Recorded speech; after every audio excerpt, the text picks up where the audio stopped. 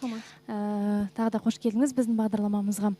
Біз қазір мына өзіңізде осыған дейін эфирдан көріп жүрген боларсыз, Жанар ханымның мәселесін. 4 қызмен татуласқысы келіп жүр. 6 жылдан бері. Толық білмеймін негізі тарихын, бірақ кішкене мәліметтерім бар. Жалпы 6 жыл бұрын 4 қызын тастап кеткен. Қазір енді қайын жұрты қыздар ешқайсы қабылдамай отыр. Осыған байланысты өзіңіздің ой пікіріңіз қандай? Мен енді былай ойлаймын негізінде.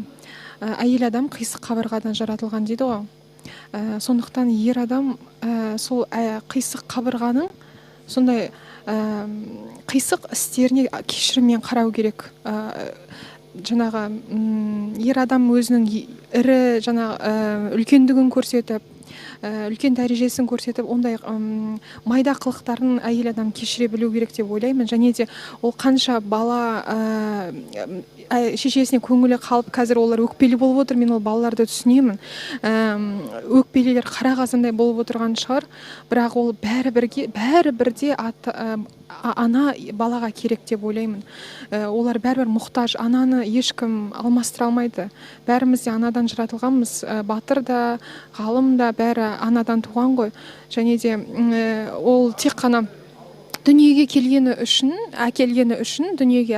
үшін біз аналарымызға біздің қарызымыз ешқашан өтелмейді екен. Тек қана дүниеге әкелгендер үшін. Сондықтан мен енді тағы да бір мүмкіндік берген дұрыс шығар деп ойлаймын. Енді ол тағы да егерде осындай болып жатса, ары қарай ой жағын көре жатар, бірақ кешірген дұрыс шығар деп ойлаймын. Енді мұнда көпшілік көрермен, басқа да кейіпкерлер, қатысушылар айтып жатыр ғой, көкек анасың деп, мысалы. Осы сөзбен сіз қаншалықты келісесіз? Мен жақтап отырған жоқпын Жанар апайды. Жақтап ондай нем жоқ. Әрине, әлбетте дұрыс емес. Бірақ әрбір адам, мен ойлаймын, мүмкіндік алуға мүмкіндік беру керек шығар. Біз адамбыз ғой.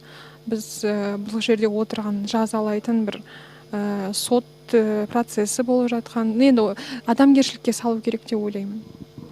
Өзіңіздің 3 балаңыз бар, иә? Қателеспесем, жұбайыңыз бар. Қазіргі таңда бірге тұрасыздар ғой.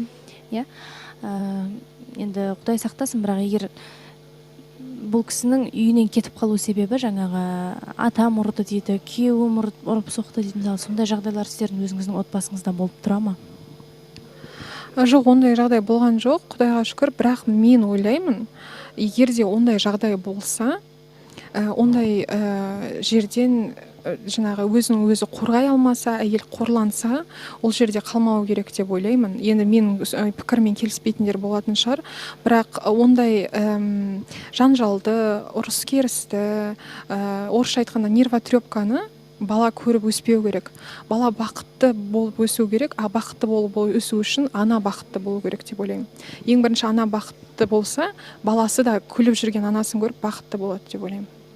Енді көпшілік айтады да, қазір балам үшін отқа да суға да түсем деп жатырсың, бірақ неге сол кезде төзбедің деп айтып жатыр. Балаларың үшін неге төзбедің, неге кетіп қалдың дейді.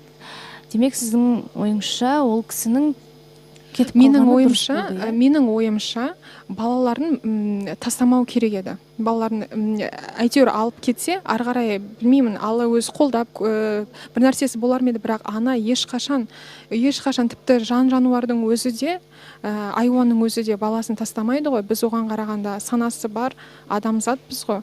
Баланы еш уақытта тастауға болмайды.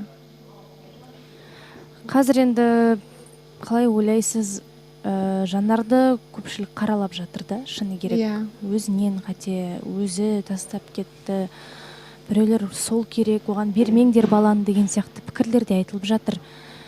Бұндай пікірлермен қаншалықты келісуге болады? Мен ешкімнің өміріне сын пікір айтқым келмейді. Сіз өтініш білдіріп отырғансын ғана менен сұхбат аламын деп мен айтып отыр. Мен ешкімнің алдына шыққан жоқпын. Ешкімге сын айтып өмірде барлығы болады. Жүре берсең көре бересің дейді ғой. Үйтіп мен былай болу керек, алай бүйтіп істеу керек деген ойдан аулақпын. Мен шынымды айтсам ештеңе айтқым келмейді бұл жөнінде. Мен тек осы нейтралды позицияда. Франция. Акция. Покупай Лейс.